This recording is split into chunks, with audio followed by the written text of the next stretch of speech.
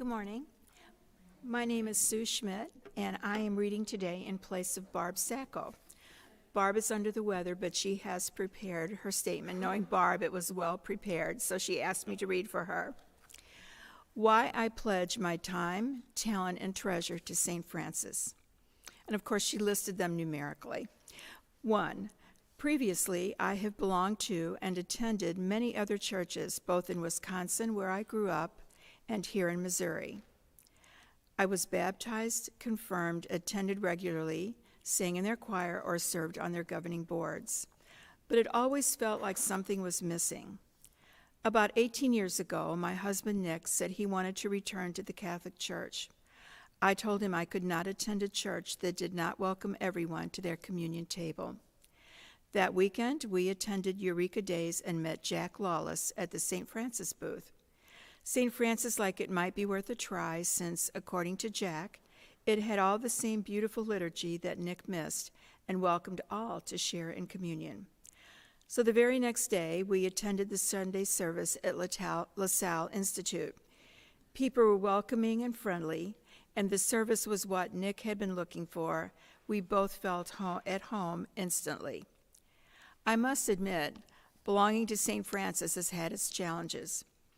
We moved our worship to Blevins Elementary School when LaSalle became crowded. We moved again to the Masonic Lodge, which provided a more holy space to worship, but at the cost of enduring orange carpeting, no windows, and limited accessibility. We got our hopes up that we would get property to build a church or to buy an existing building, not once, but 4 times. But the diocese always, and I admit rightfully, found reasons to not proceed with these projects.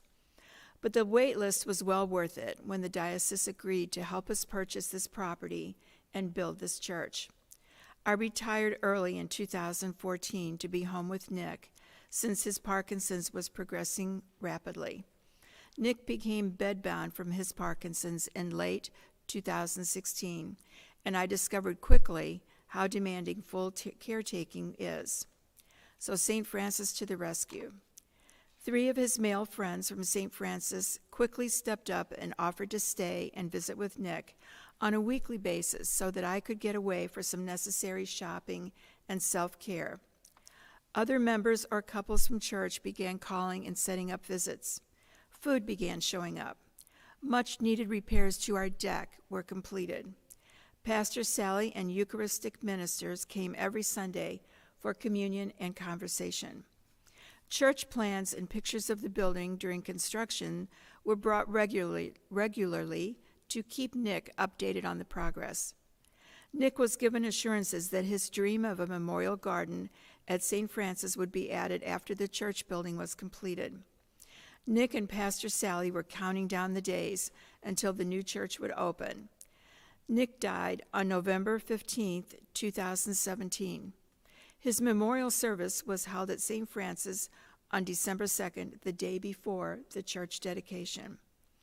Those are some of the reasons I pledge my time, talent, and treasure to St. Francis, but it's much more. This congregation is the friendliest, most generous group of people I have ever had the pleasure to know. Members of St. Francis have become some of my closest friends. We do welcome everyone. We seek out and find ways to serve our community, those less fortunate, and those in need. When there is help, everyone jumps in to help. We stretch every dollar to do the most good. But most importantly, I feel the presence of God here at St. Francis, encouraging us, guiding us, and loving each of us. Thank you.